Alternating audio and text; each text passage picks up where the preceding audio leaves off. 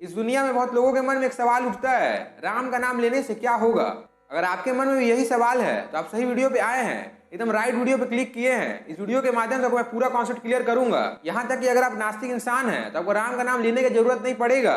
अगर उसे आप अपने हाथ में भी लिख लेते हैं किसी काम को करने के पहले, अनजाने में आप कितना बड़ा धर्म कर रहे हैं इसके बारे में आपको जानकारी नहीं है, वो जानकारी भी मैं आपको प्रोवाइड करूंगा। तो चलिए बिना किसी देरी के इस कॉन्सेप्ट को स्टार्ट करते हैं एक स्टोरी के माध्यम से। आज यह कहानी बहुत समय पहले की है, जब राम ने रावण को मार दिया था और विभीषण को उसके राजपाट में बैठा दिया था।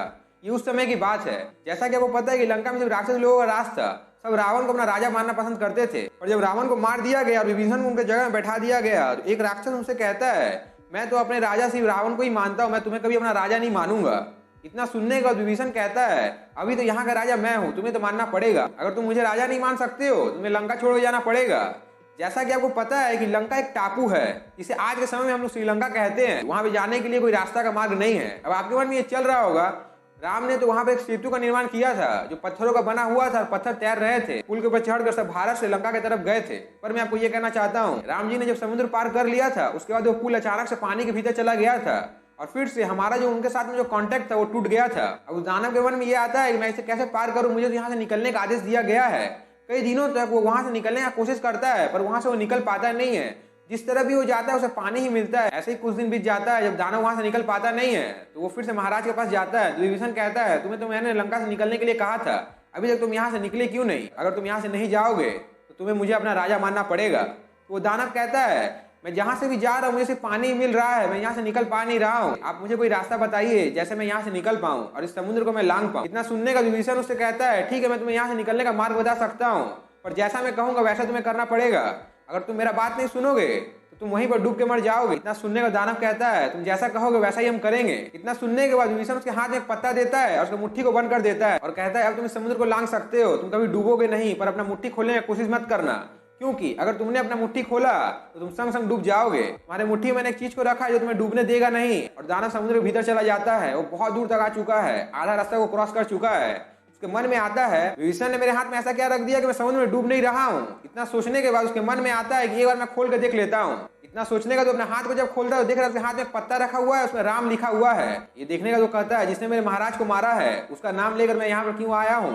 उस संग उस पत्ता को समुद्र में फेंक देता है। जैसे वो दानव उस पत्ता को फेंकता है वो समुद्र में डूबने लगता है, उसका वहीं पर डूब के मौत हो जाता है। इसीलिए मैं इस कहानी के माध्यम से यही कहना चाहता हूँ, उस दानव ने राम का नाम लिया नहीं था, सिर्फ अपने हाथ में राम नाम लिख कर रखा गया था और इसी कारण उसका जान बच पाया था, आधा समुद्र को क्रॉस कर पाया था।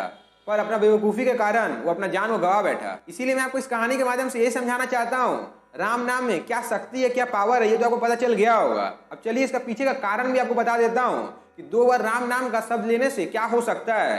इसको सुनने के बाद आप भी अपने लाइफ में किसी भी काम को शुरुआत करने के पहले अपने हाथ में तो राम लिखिएगा, उसके साथ साथ अपने मन में 2 बार राम राम जरूर कहिएगा, क्योंकि ये कॉन्सेप्ट ही वैसा है। यहाँ तक ये कहा जाता है कि जो राम राम का जो अर्थ है इसका मतलब ये है, एक बार इसे आप पूरा 3 भाग में तोड़ लीजिए, मतलब र को एक जगह में कर लीजिए, आ को एक जगह में कर लीजिए, म को एक जगह में कर लीजिए। इसका मतलब क्या हो रहा है आपको समझ में अभी आ नहीं रहा होगा, मैंने यहाँ पर क्यों अलग अलग किया है। इन तीनों को ऐड करके आपको एक न्यूमेरिकल नंबर मिलेगा जो 54 का होगा।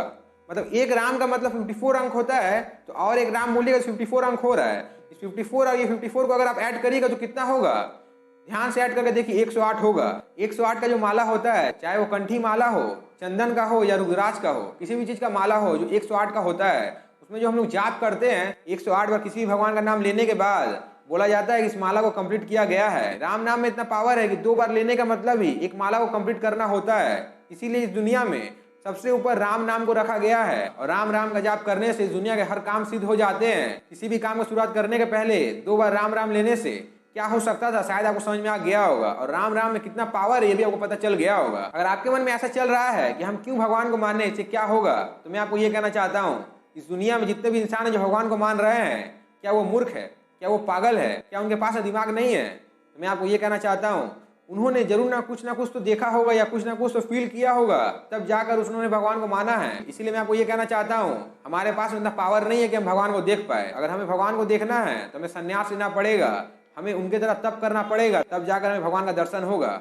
आप ऐसे ही सोचिएगा कि वो दर्शन हो जाए, मैं आपको यही कहना चाहता हूँ कि आपको दर्शन कभी नहीं मिलेगा, क्योंकि भगवान भी जानते हैं किसके अंदर में क्या है, किसके अंदर में अच्छाई है, किसके अंदर बुराई है। इसीलिए अगर आप नहीं मानिएगा तो कोई बात नहीं है, ये आपका थिंकिंग है और आपको क्या करना है ये आप पर डिपेंड करता है। पर मुझे क्या इस वीडियो के माध्यम से आपको बताना था, मैंने आपको बता दिया।